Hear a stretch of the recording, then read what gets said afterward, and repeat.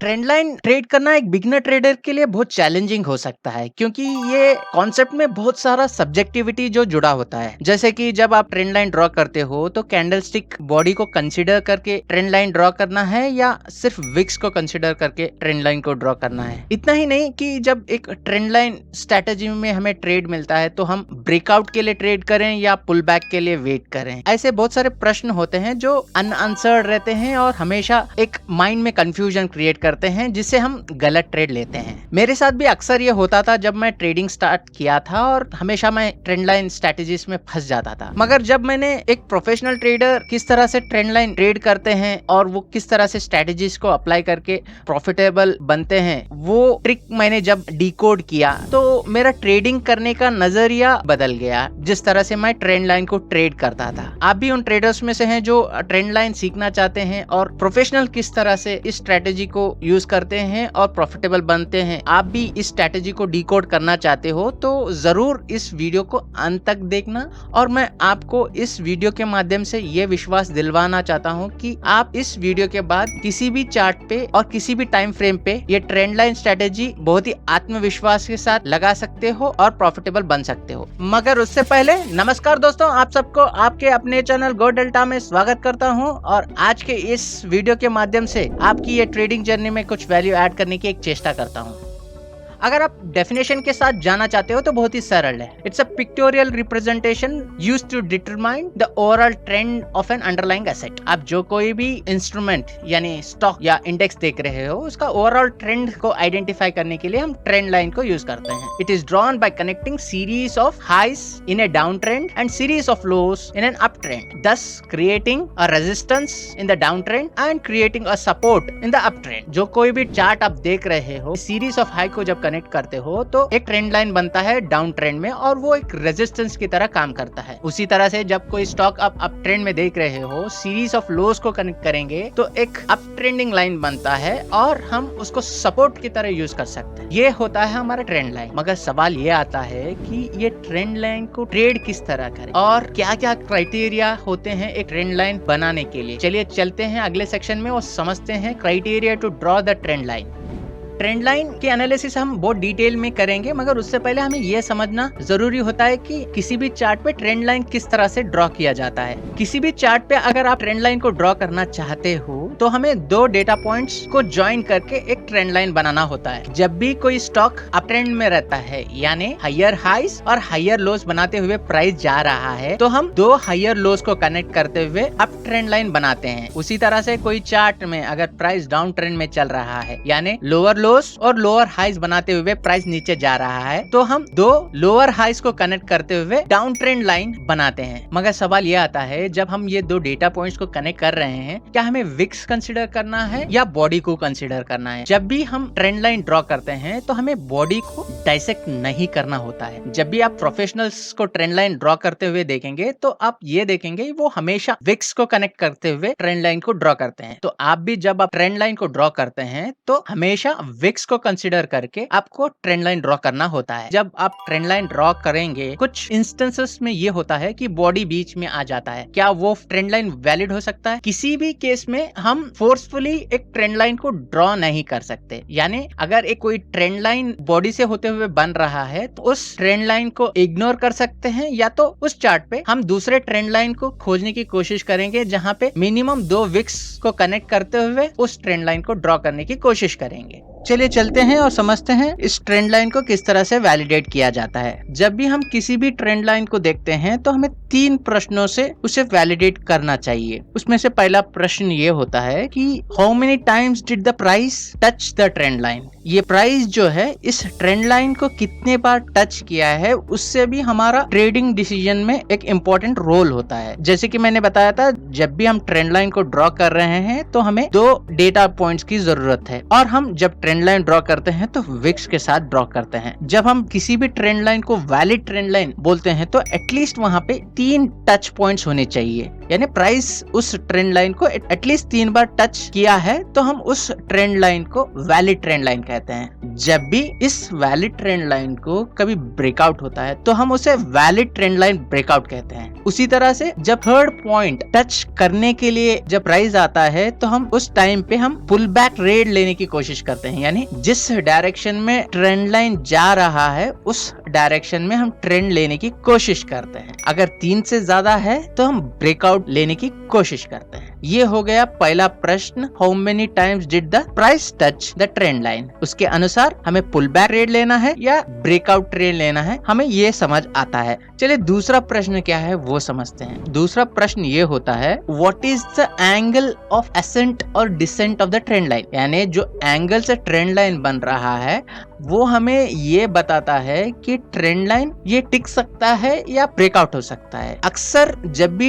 एक trend line steep trend line होता है, चाहे वो अप ट्रेंड में हो या डाउन ट्रेंड में हो, तो ब्रेकआउट होने के चांसेस ज्यादा होते हैं। इसीलिए स्टीपिंग ट्रेंड लाइन पे पुल बैक ट्रेड नहीं लेना चाहिए। वहां पे हम अक्सर breakout trades with price action confirmation के साथ लेना एक प्रॉफिटेबल ट्रेडिंग स्ट्रेटजी होती है। मगर सवाल यह आता है कि कितने degree of angle of ascent और descent of a trend line को हम स्टीप बोलेंगे। अगर ट्रेंड लाइन 90 डिग्री के करीब है, जैसे कि 80 डिग्री या 75 डिग्री, तो उसे हम स्टीप ट्रेंड लाइन बोलते हैं। उसी तरह से उसका अपोजिट भी ट्रू है। अगर कोई ट्रेंड लाइन का एंगल लेस देन 30 डिग्री है तो वो बहुत ही स्लो पेस्ड वाला ट्रेंड लाइन है। यहाँ पे भी ब्रेकआउट लेना उचित नहीं होगा। अगर लेंगे तो प्रॉफिटेबल होने के चांसेस बहुत कम होते हैं। तो इस ट्रेंड लाइन पे जहाँ पे एंगल बहुत कम है, उस ट्रेंड लाइन पे भी ट्रेड लेना आप अवॉइड कर सकते हैं। तो सवाल यह आता है कि what would be the best angle of the trend line to enter into a trade. उसके लिए हम करीब 45 डिग्री के करीब जो भी ट्रेंड लाइन बनता है तो वो ट्रेंड लाइन एक अच्छा ट्रेंड लाइन होता है और हमें आगे चल के प्रॉफिटेबल बना सकता है। अच्छा रेंज मानेंगे तो 60 डिग्री से लेकर 30 डिग्री से जो बनता है उसके बीच में जो ट्रेंड लाइन बनता है वो एक वैलिड ट्रेंड लाइन होता है और हमें पैसा भी दे सकता है जब हम वैलिड पुल बैक और ब्रेकआउट ट्रेड उस पर लेते हैं। तो ये हो गया हमारा दूसरा प्रश्न, जो हमें ट्रेंड लाइन के एंगल पे हमें ये बताता है कि वो ट्रेंड लाइन वैलिड है कि नहीं है। तीसरा प्रश्न हमारा ये होता है कि what is the distance between two data points, यानी कहने का मतलब ये है कि जब प्राइस टच हो रहा है ट्रेंड लाइन को, वो डिस्टेंस बिटवीन टच पॉइंट्स कितना दूर है। अगर दूर है तो कहने का ये मतलब है कि बुल्स या बेयर्स ने उस ट्रेंड लाइन से प्राइस को बहुत दूर लेके गए थे, यानी वो पावरफुल हैं, इसीलिए वो प्राइस को बहुत ऊपर ले गए थे या नीचे ले गए थे और अभी वो करेक्ट होके उस ट्रेंड लाइन पे आ रहा है। तो चांसेस उस ट्रेंड लाइन टिकने का ज्यादा होता है। जितना दूर टच पॉइंट्स रहेंगे उतना ही वैलिड वो ट्रेंड लाइन रहेगा। जितना नजदीक प्राइस का टच पॉइंट्स उस ट्रेंड लाइन में रहेंगे वो उतना ही शॉर्ट टर्म ट्रेंड लाइन बनते जाएगा और जितना दूर डेटा पॉइंट्स दूर रहेंगे उतना लॉन्गर टाइम फ्रेम वाला ट्रेंड लाइन बनते जाएगा। तो ये तो हो गए हमारे 3 प्रश्न जिससे हम ट्रेंड लाइन की वैलिडिटी चेक करते हैं। चलिए चलते हैं अगले सेक्शन में और समझते हैं एक प्रोफेशनल किस तरह से ट्रेंड लाइन ड्रॉ करता है इन 3 प्रश्नों को यूज करते हुए और किस तरह से ट्रेडिंग अपॉर्चुनिटी बनाता है।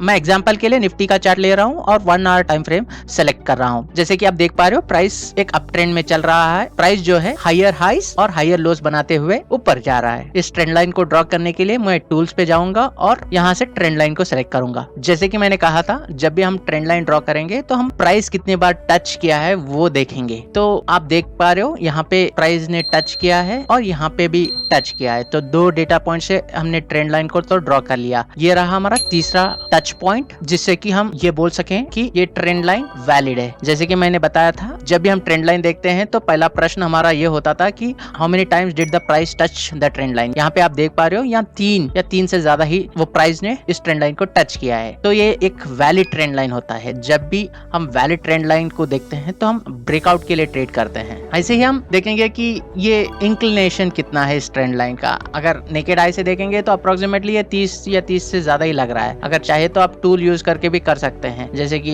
इस सॉफ्टवेयर में यहाँ जाएंगे टूल्स के पास और सेलेक्ट करेंगे ट्रेंड एंगल, तो आपको यहाँ से भी पता चलेगा। जैसे कि आप देख पा रहे हो 37 डिग्रीज के करीब ये ट्रेंड लाइन का इंक्लिनेशन है, तो ये ग्रेटर देन 30 डिग्री से हम इसे वैलिड ट्रेंड लाइन बोल सकते हैं। उसी तरह से हम ये भी देखेंगे कि what is the distance between two touch points, ज्यादा करीब तो नहीं है। जैसे कि आप देख पा रहे हो पहला टच पॉइंट से दूसरा टच पॉइंट इतना दूर पे है, और उसी तरह से दूसरे से तीसरा इतना दूर पे है, और चौथा इतनी दूर पे है। मगर at the flag end of the trend line आप देख पा रहे हो प्राइस जो है वहां पे कंसोलिडेट कर रहा है। तो जब भी प्राइस किसी ट्रेंड लाइन के नजदीक कंसोलिडेट करता है तो वो one of the science for the breakout होता है। तो हम जब भी इस तरह के consolidation near any valid trend line मिलता है तो हम क्या करते हैं कि हम लोअर टाइम फ्रेम में जाते हैं और कंफर्मेशन के लिए वेट करते हैं जब ट्रेंड लाइन ब्रेकआउट होता है। तो इसीलिए मैं क्या कर रहा हूँ, मैं 15 मिनट टाइम फ्रेम पे जा रहा हूँ और ट्रेड कंफर्मेशन के लिए उस टाइम फ्रेम पे वेट करूंगा। जैसे कि आप देख पा रहे हो 15 मिनट टाइम फ्रेम पे यहाँ पे एक सपोर्ट बन गया है जहां से प्राइस ने अपने अपवर्ड मोमेंटम किया था। उसी तरह से यहाँ पे आप एक गैप एरिया है वो भी एक सपोर्ट की तरह काम कर सकता है, और प्राइस ने उस ट्रेंड लाइन को लोअर टाइम फ्रेम में ऑलरेडी तोड़ चुका है और ट्रेंड लाइन के करीब रिजेक्शन कैंडल बन रहा है, मगर अभी कंफर्मेशन नहीं हुआ है। कंफर्मेशन के लिए हमें ये सपोर्ट को तोड़ना जरूरी होता है। जब भी एक अच्छा कैंडल के साथ वो ब्रेक करेगा तो हम इस ट्रेड में एंटर करने की कोशिश करेंगे। जब ये तोड़ेगा तो हमारा एंट्री पॉइंट ये सपोर्ट के करीब रहेगा और एसएल ये स्विंग हाई जो भी बनाता है लोअर हाई वो रहेगा, और टारगेट हमारे 1:3 या 1:5 रहेंगे।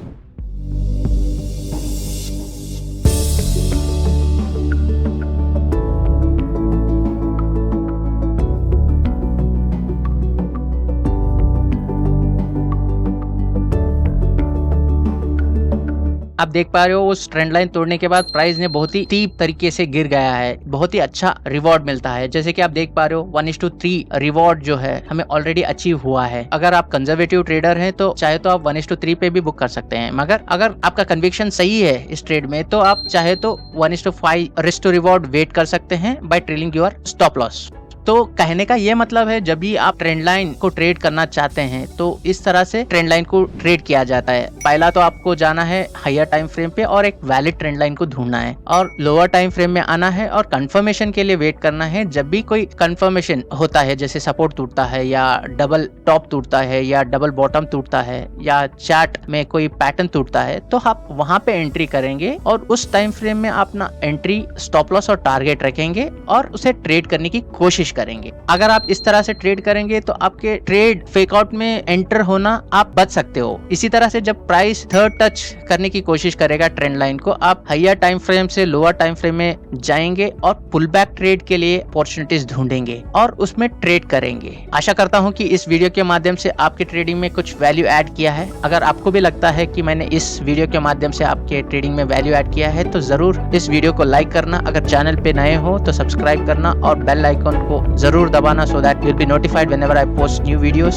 इसी के साथ मैं इस वीडियो को यहीं पे समाप्त करता हूं और आपको अगले वीडियो में एक नए और टॉपिक के साथ मिलूंगा। तब तक के लिए हैप्पी ट्रेडिंग। इस वीडियो को देखने के लिए धन्यवाद। जय हिंद।